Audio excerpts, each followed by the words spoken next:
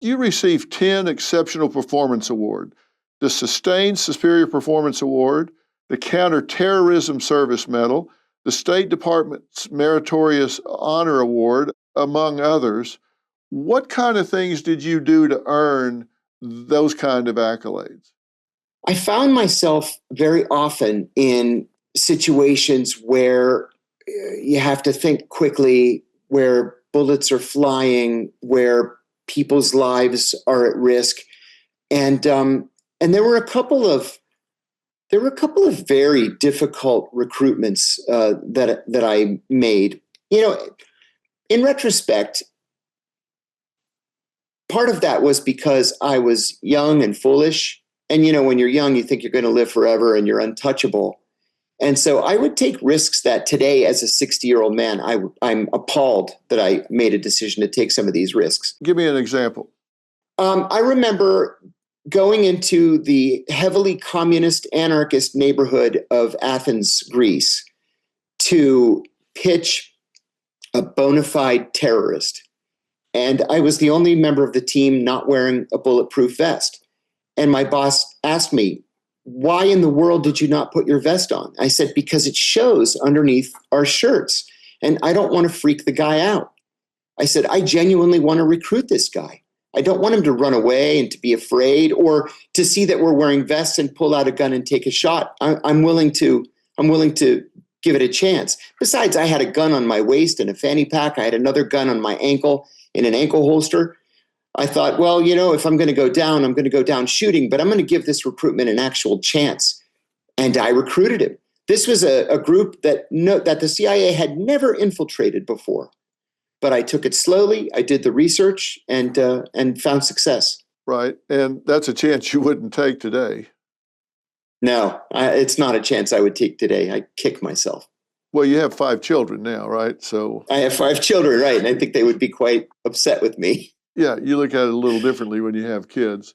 They reward you for that kind of thing, but you say that when you go into the CIA, there is no class on morality. They don't sit down and go over ethics with you. They look for results, not how you get them. That's exactly right. And that was something that bothered me for a very long time, although I never had to really do anything about it until the immediate aftermath of the 9/11 attacks.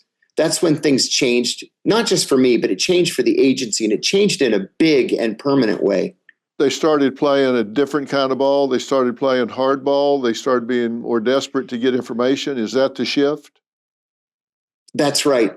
Before 9/11, we had literally zero penetrations of al-Qaeda. In fact, several months before 9/11, I was entertaining a group of Middle Eastern intelligence officers at headquarters. This was something that we did literally every single day. We would have these delegations of visitors from our partners around the world. We would give them a day full of briefings. We would exchange gifts, take them up to the director's office for a photo op, and then we take them out to a nice dinner afterwards. We would do this with different groups every single day. And so I had scheduled an al-Qaeda briefing for this delegation. This was July the 6th, 2001. I still remember the date. And I asked the junior al-Qaeda analyst just to come in, give these guys just a basic briefing. Instead of the junior analyst coming, the director of the CIA's Counterterrorism Center, Ambassador Kofor Black, showed up with the chief of operations for the Osama bin Laden unit. And I stood up and I said, "Oh, gentlemen," I said, "this is Ambassador Kofor Black. He's the director of counterterrorism." And Kofor sat down and said, "Something terrible is going to happen. We don't know what it is. We don't know where it'll be, but we know it's going to be an attack on a massive scale." He said, "We're hearing code words for an enormous attack. The honey salesman is coming with vast quantities of honey. There's going to be a great football match. There's going to be a huge wedding. We're hearing al-Qaeda camp commanders on the phone with their students, and they're crying and telling their students, 'I'll see you in paradise.'" He said, "I'm begging you, if you have any sources inside al-Qaeda, please help us." And at the end of the day, I went to his office to thank him for taking the time to come and speak to these men. And I said, "Kofor, I have to ask you, I don't work on al-Qaeda. were you saying that for their benefit, or were you serious? And he said, oh, I was deadly serious. Something terrible is going to happen. And then sure enough, 9/11 came and it played out in front of us. This meeting was for what purpose? Why was he there giving this information? Because we were so desperate to penetrate al-Qaeda, and we had no operations or cases that were in train to lead us to a penetration. And he believed that an attack was nearly upon us, that he thought, well, I'm going to throw a Hail Mary and just ask these random Middle Eastern intelligence officers if they have anybody inside al-Qaeda that we don't know about, maybe they can help us. And they couldn't. Nobody could. They didn't know, or they weren't willing? They didn't know. Al-Qaeda really wasn't their problem. Al-Qaeda had no problem, no beef with this service. We caught so many Al-Qaeda people in these operations in Pakistan that I headed after 9/11 that, and they all told the same story, that they actually made it quite plain for me. At the grunt level, I'm talking about the 18-year-olds, the 19-year-olds. Right. They all told basically the same story. They were illiterate. They lived in isolated villages in their home countries, and they wanted to get married. But what man would want his daughter to marry someone who can't read and write, who has no job prospects, no skills of any kind? So the local imam went to them and said, you don't want to stay in this village. You should go to Afghanistan and make jihad against the Americans. And we'll give you $300 a month. And if you're martyred, we'll give your parents $500 as a martyrdom bonus.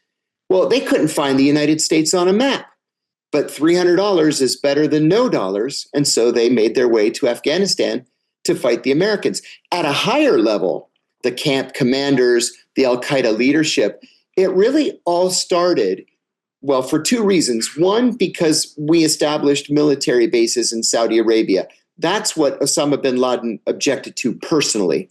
But for many of the other al-Qaeda leaders, it was because we were so staunchly pro-Israel in our foreign policy that they saw this as a way to get back at us, to pay us back for turning our backs, in their view, on poor Arabs.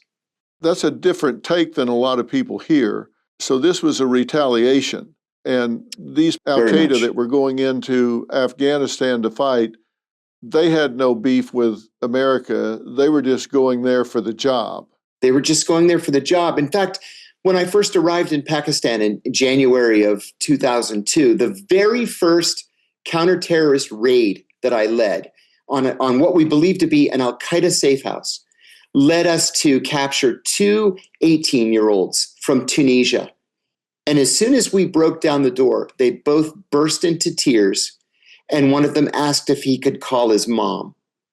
And I remember turning to a colleague of mine and saying, this is the fearsome al-Qaeda. This is what we've been so afraid of. These are children. And so I just kind of filed it. We would do raid after raid after raid, and sometimes we would catch more important people. Like I said, camp commanders were the first significant captures that we had made. But these guys, like I say, illiterate, had no idea what the United States was about, where it was located, couldn't name who the president was. This was just a way to earn some money.